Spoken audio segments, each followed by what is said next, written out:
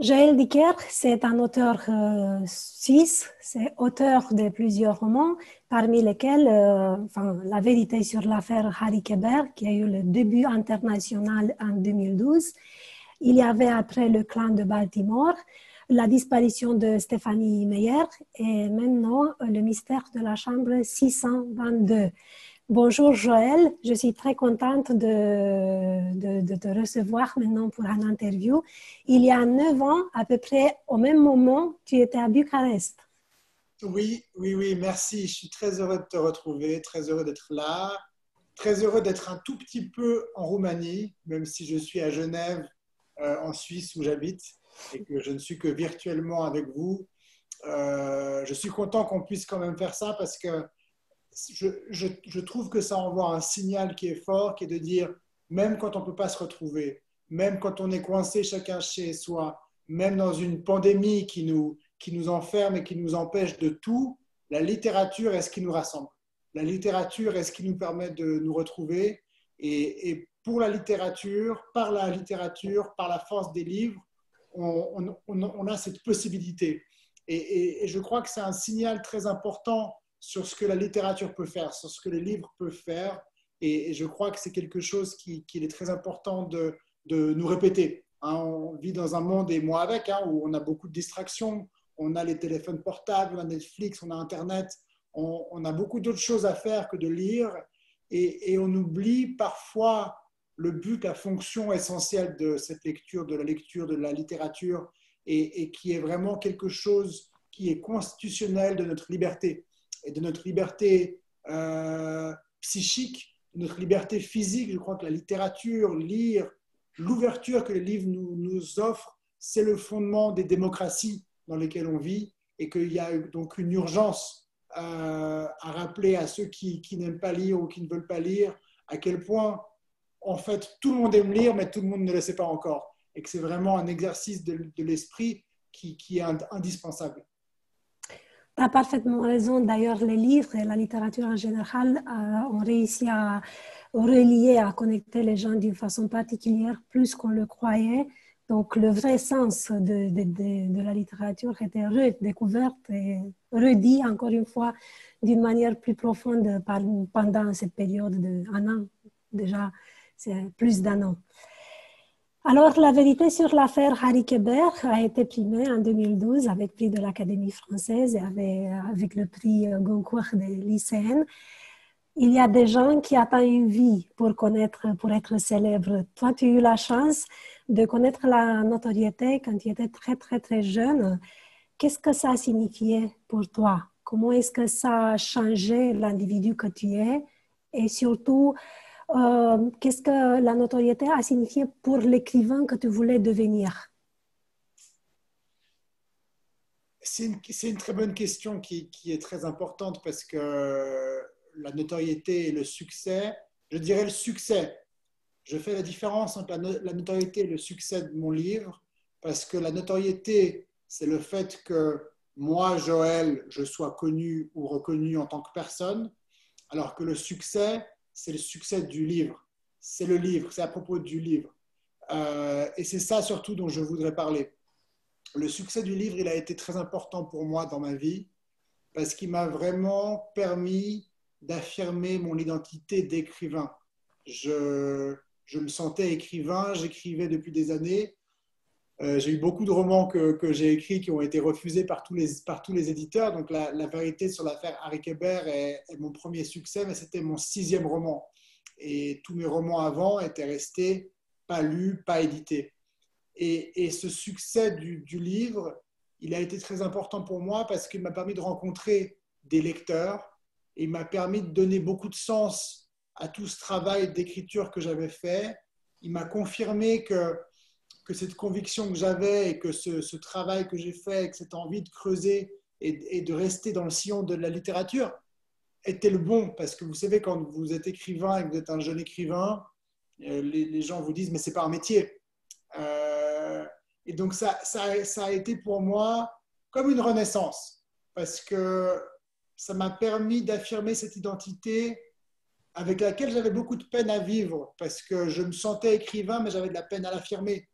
Et ce succès, donc pour ça, et ce succès qui est venu très jeune, il m'a beaucoup apaisé. Il m'a beaucoup apaisé parce qu'il m'a permis de donner beaucoup de sens à tout ce qui est venu avant.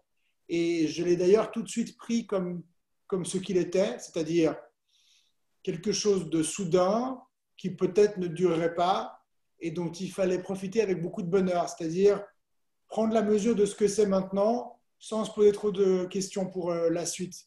Et je crois que c'est comme ça que ce succès a été pour moi un moment agréable et pas du tout un moment d'angoisse et d'inquiétude comme on peut imaginer. Beaucoup de gens, et ça peut être le cas, hein, peuvent penser que le succès est quelque chose de bloquant. Dans mon cas, ça a été quelque chose, au contraire, qui m'a donné beaucoup d'énergie.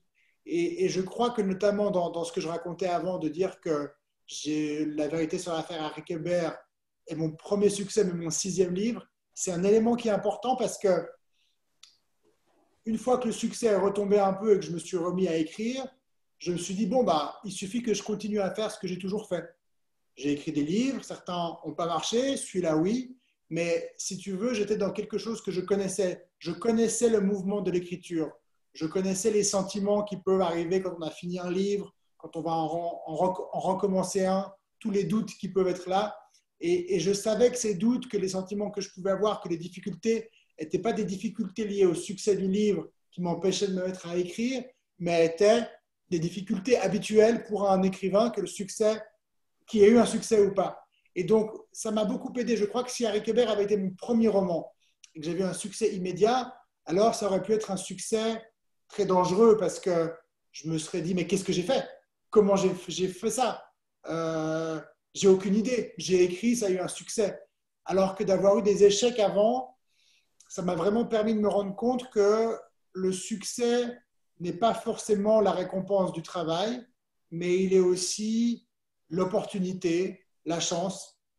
Avoir du succès, c'est, oui, une partie, c'est le livre, évidemment, mais l'autre partie, c'est la chance, être au bon moment, au bon endroit, c'est rencontrer des bonnes personnes. Dans mon cas, ce succès, je le dois beaucoup à mon éditeur, Bernard Defallois, un homme très important, à qui justement je rends hommage dans mon dernier livre, L'énigme de la chambre 622, parce que je voulais raconter ça aussi, de dire que le succès, en général, c'est pas tout seul.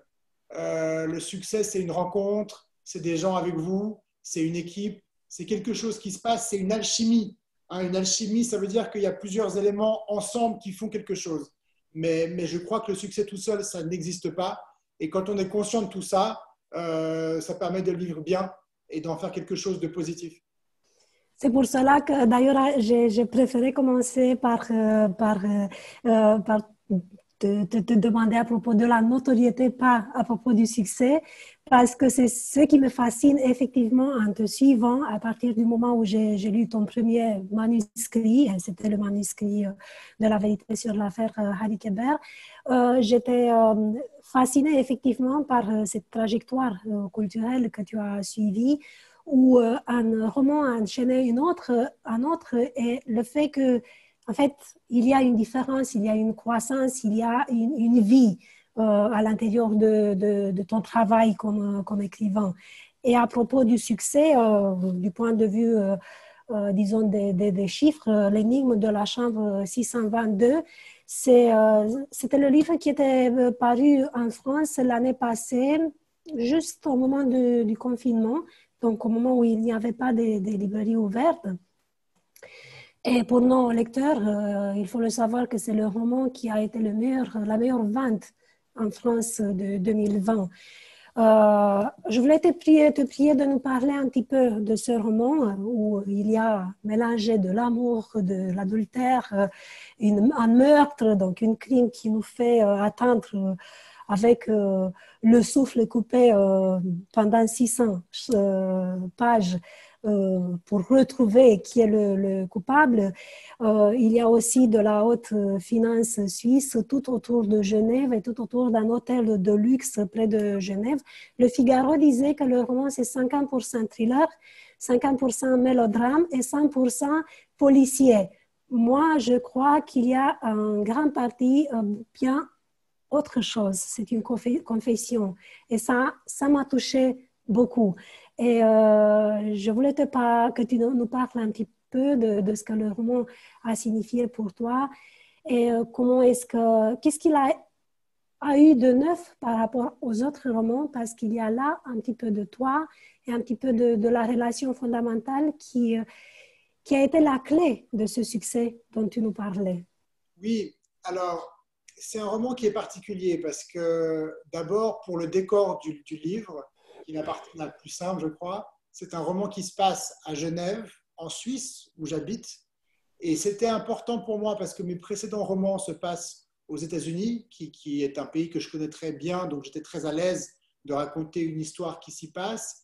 Mais je savais que les États-Unis étaient une facilité pour moi parce que écrire, être à Genève et écrire un livre qui se passe ailleurs, très loin de chez moi, ça me permettait de mettre de la distance entre moi, Joël, et mon roman. Et j'avais toujours essayé d'écrire un livre qui se passe à Genève, mais j'avais de la peine parce que je trouvais qu'à Genève, où il y a ma réalité, je n'arrivais pas à être dans un monde de fiction. Je n'arrivais pas à faire de Genève un personnage de fiction comme je pouvais le faire avec New York ou Boston grâce à cette distance. Et c'est pour moi, c'est important qu'à chaque roman, je me mette un défi et que j'essaye quand même de développer un peu mon savoir-faire parce que j'ai eu beaucoup de chance d'avoir ce succès très jeune, mais ce n'est pas parce que vous avez du succès que vous n'êtes pas un jeune écrivain. Et donc moi, je reste un jeune écrivain dans le sens où j'ai seulement 5 romans parus et ça veut dire que j'ai encore beaucoup de travail, beaucoup de choses à apprendre, beaucoup d'exercices et beaucoup de choses, oui, à comprendre sur l'écriture. Et donc chaque roman, pour moi, c'est l'occasion d'exercer un peu plus ce métier, d'essayer de comprendre un peu plus et de passer des nouvelles étapes. Et pour moi, l'étape importante, c'était d'être capable de raconter Genève comme un personnage de fiction. Et donc, c'est le défi que je me suis lancé avec ce livre. Et il y a évidemment un côté un peu personnel, puisque Genève est la ville dans laquelle je vis, avec beaucoup de souvenirs et beaucoup de liens très forts. Et ça a été pour moi l'occasion aussi, à ce même moment, quand j'ai commencé à avoir envie de faire ce livre, ça s'est passé plus ou moins au moment où mon éditeur Bernard Defallois est décédé.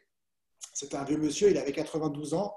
Et c'était un homme très important pour moi. C'était mon éditeur, l'homme qui m'a donné ma chance, l'homme qui a cru en moi, l'homme qui a fait le succès. Je disais avant que le succès, c'est quelque chose à plusieurs. Lui, il a vraiment été le bâtisseur du succès de Harry Kéber, le bâtisseur de la suite aussi par tous les conseils qu'il m'a donnés, par sa présence. Et j'avais très envie de lui rendre hommage.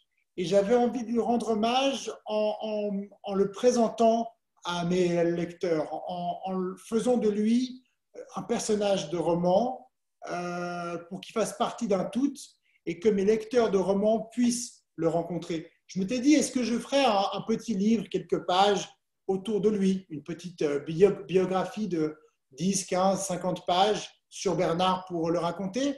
Et je me suis dit, non, il faut qu'il fasse partie d'un vrai roman parce que c'est le roman qui nous a liés et que je sais que par un roman, à travers un roman, beaucoup plus de lecteurs vont le rencontrer. Et c'est ça que je voulais. Je voulais, comme si on était à une fête de famille, présenter Bernard et vous dire, voilà Bernard, cet homme tellement important pour moi, je veux vous le présenter. Et donc, je raconte dans ce roman Bernard, et je raconte Bernard au travers de petits épisodes, de petites anecdotes sur le lien, notre rencontre, Harry Kéber, le cinéma, ce qui s'est passé entre nous. Et ces épisodes-là sont des vrais moments. Donc, ce sont des épisodes où je raconte vraiment des moments de moi, Joël et Bernard. Donc, on n'est plus dans le roman, on n'est plus dans la fiction, on est dans de la réalité, dans du récit. Et autour de ça, il y a un roman, il y a une fiction.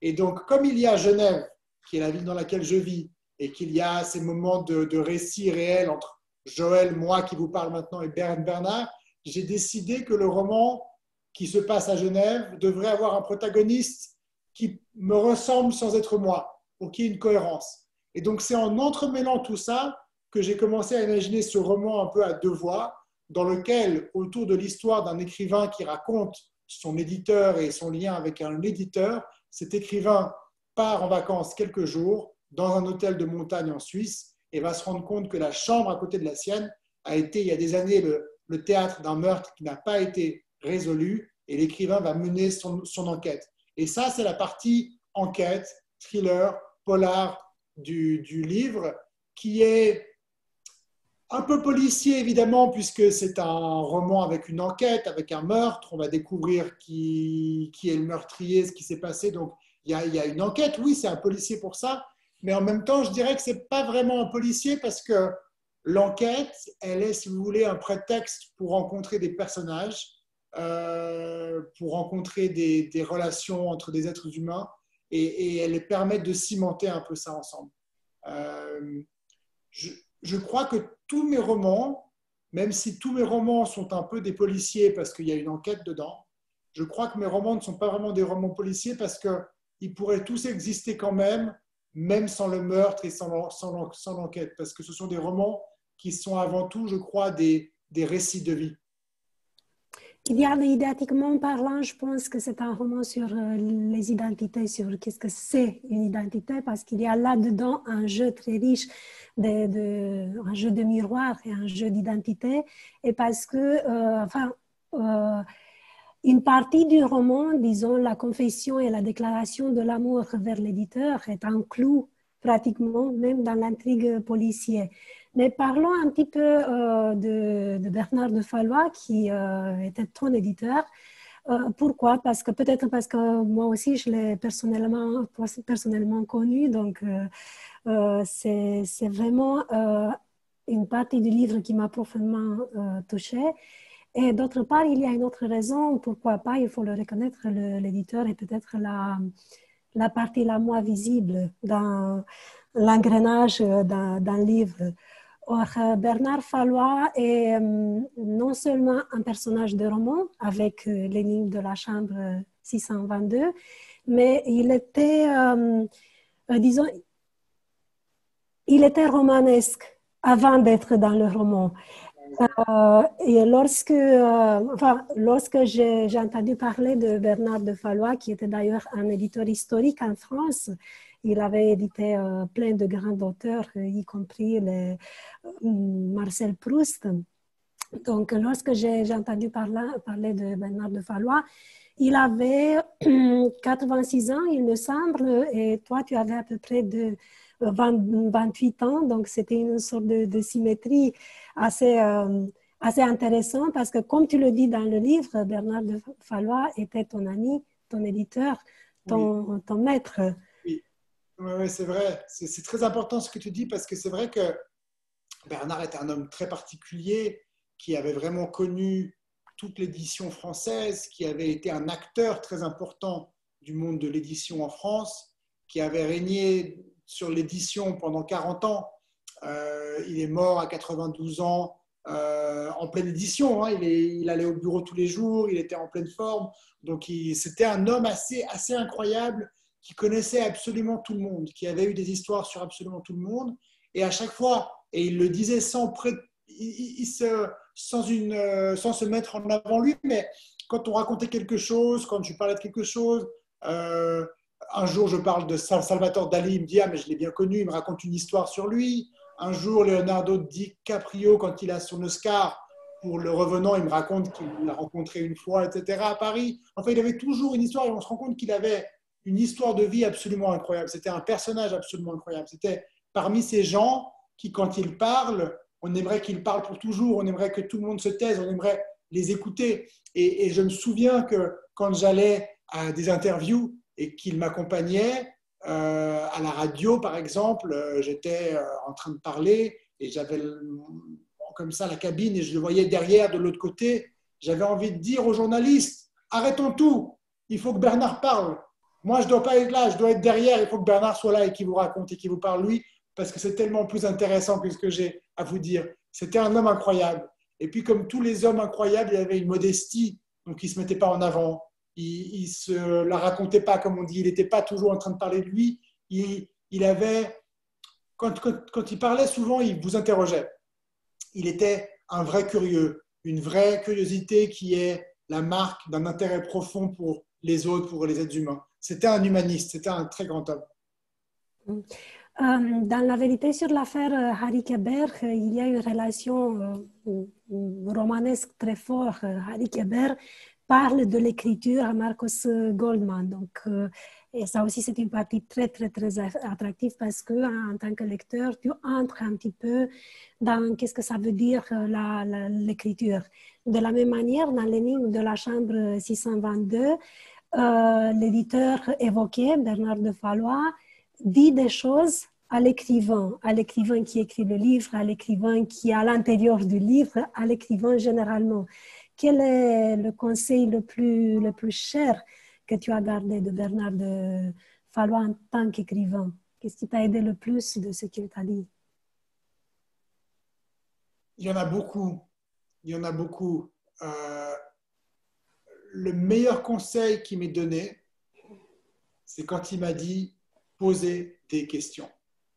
Il m'a donné ce conseil parce qu'il m'a dit, et je trouve que c'est un conseil de vie qui va pour tout, il m'a dit « allez, quand Harry Kéber est sorti, j'ai eu la chance d'avoir les droits qui ont été pris dans beaucoup de pays du monde, dont toi, et les éditeurs étaient très enthousiastes et j'ai reçu des invitations dans le monde entier. Bernard m'a dit « allez-y, allez dans tous ces pays, allez voir tous les éditeurs et interrogez-les. Posez-leur des questions. Comprenez ce qu'ils font, comment ils travaillent, qu'est-ce que l'édition, qu'est-ce que la littérature. » Et c'était pour moi le meilleur conseil parce que c'est un conseil de curiosité. C'est un conseil qui s'applique à tout. Et je crois vraiment que la curiosité, l'intérêt de l'autre, c'est-à-dire l'écoute de l'autre, l'ouverture vers l'autre, c'est ce qui nous permet dans la vie d'avancer, de s'ouvrir, de fonctionner, de vivre ensemble, de se respecter. Et c'est un conseil de vie très général, mais je trouve très fort. Est-ce que c'est lui qui a vraiment dit que le succès ne tient pas du nombre d'exemplaires vendus, mais du plaisir qu'on prend à faire un projet, à participer à un projet? Un autre point très important, absolument. Il me dit, quand Harry Kéber, quand on est en train de préparer le livre et qu'il n'est pas sorti encore, il n'arrête pas de me dire « Vous allez voir, Joël, ce livre sera un succès immense. » Et je lui dis, mais Bernard, vous n'arrêtez pas de dire ce livre sera un succès immense. Comment vous pouvez être sûr de ça? Il me dit, non, mais ce que je veux dire, c'est que moi, je ne peux pas vous promettre le nombre d'exemplaires qu'on va vendre, si les journalistes vont aimer. Je ne peux pas vous garantir le succès commercial du livre, ça, je n'en sais rien. Mais le vrai succès, qu'est-ce que c'est? Le succès, c'est le plaisir qu'on a à mener un projet. Et ça, c'est un conseil, c'est en tout cas en termes d'écriture, si là, on parlait de conseils, je parle vraiment de l'écriture et qui est un conseil que je peux partager s'il y a des gens qui nous écoutent et qui sont des écrivains et qui ont besoin de conseils. Je trouve que ce conseil du succès est le conseil le plus important. Pourquoi? Qu'est-ce que ça veut dire? Ça veut dire que la vraie valeur du roman que l'on écrit, c'est pas de savoir si on va en vendre beaucoup. C'est pas de savoir si les journalistes vont écrire des critiques extraordinaires.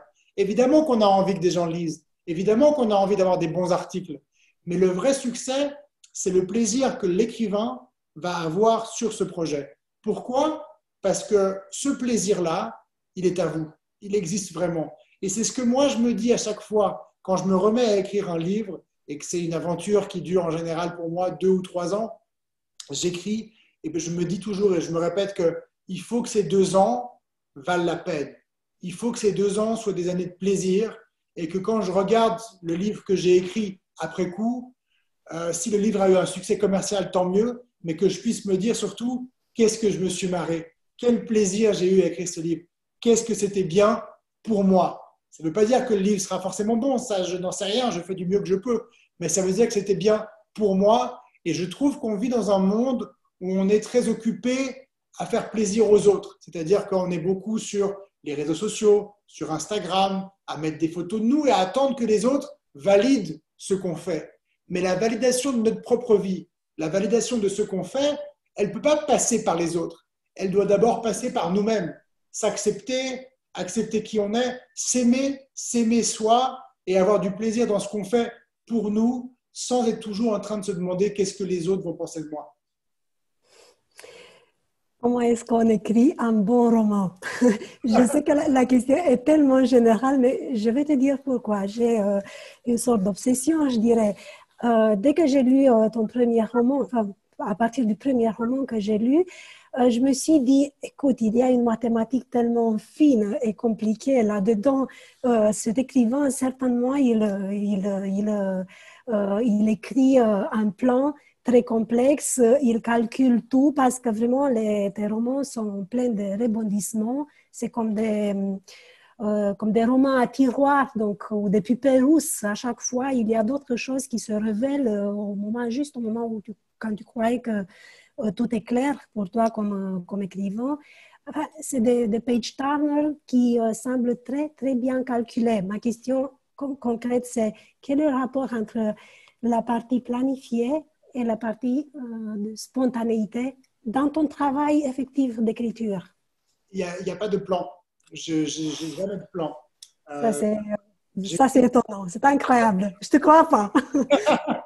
J'écris le livre comme il vient. Donc, j'écris le livre à peu près tel que tu vas le lire, tel que les gens vont le lire. Je dis à peu près parce que, évidemment, et je précise ça, évidemment qu'une fois que le livre est terminé, je le relis, je le reprends, je vérifie bien que tout fonctionne, je peux arranger ce qui doit être fait.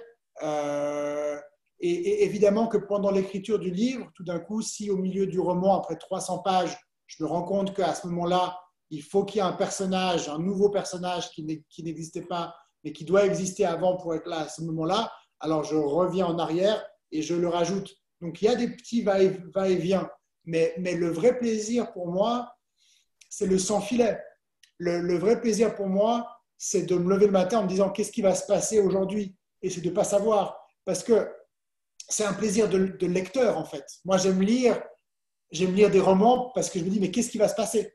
Et j'ai l'impression que si je devais écrire un livre dont je saurais déjà absolument tout, je me dirais mais pourquoi est-ce que je vais écrire ce livre? Je sais déjà ce qui se passe.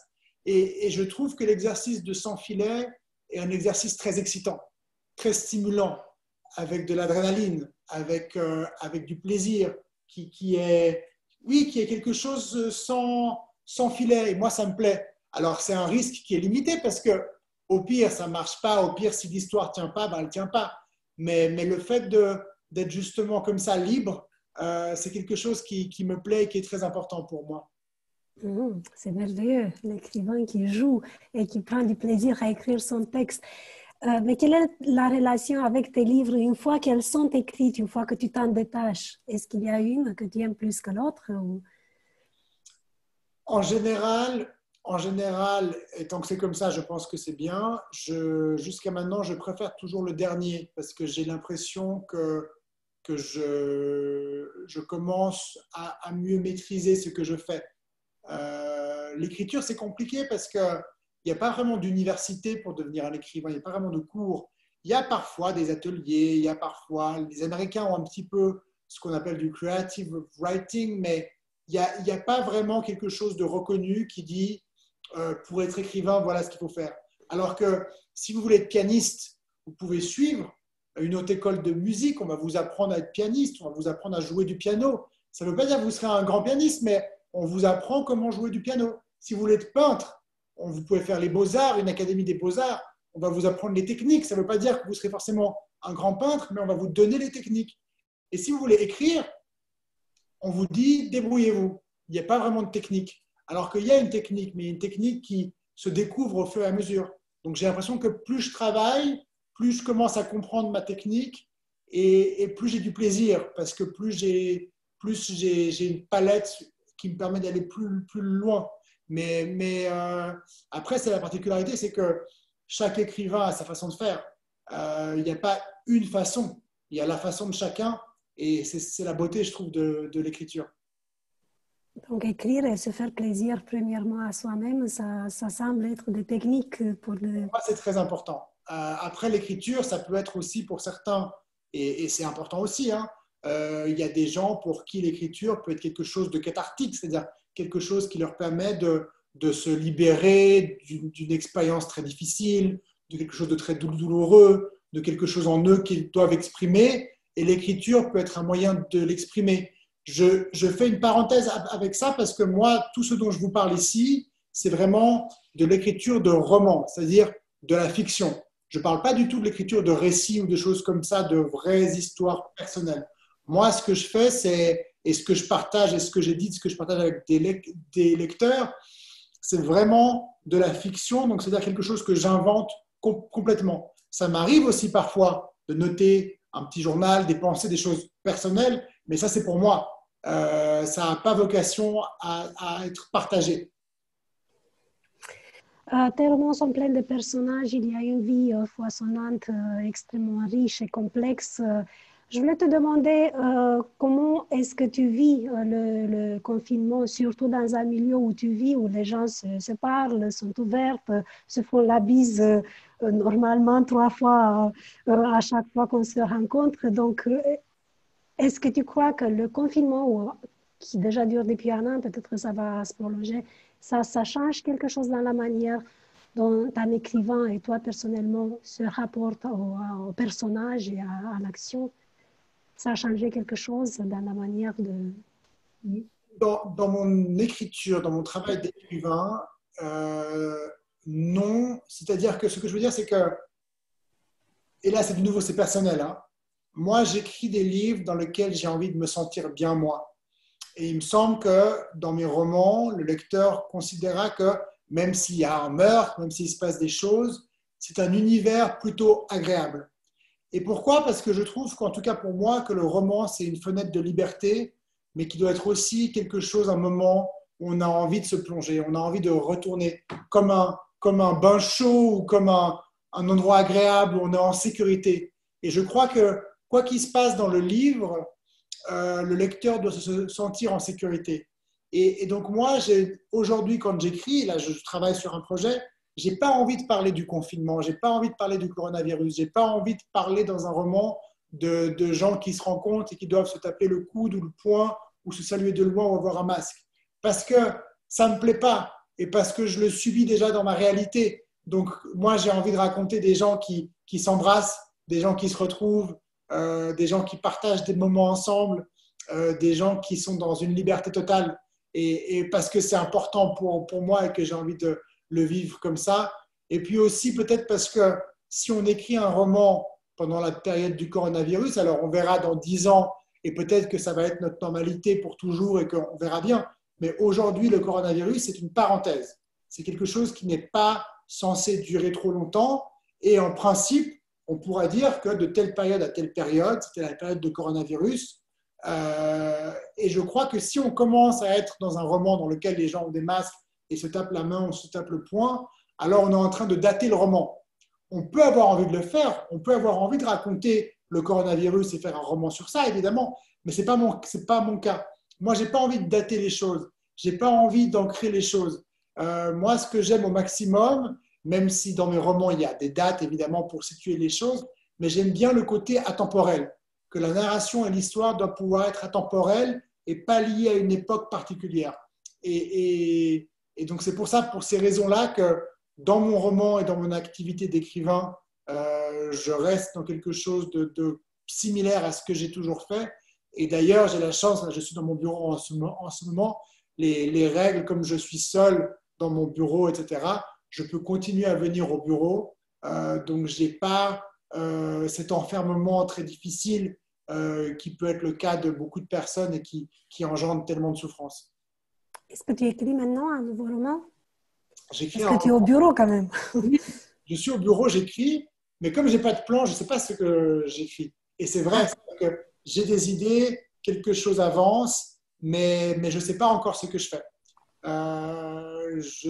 Voilà, c'est le moment où je mélange un peu les ingrédients et je me dis, tiens, qu'est-ce que je suis en train de faire? C'est un moment que j'aime. C'est un moment que j'aime.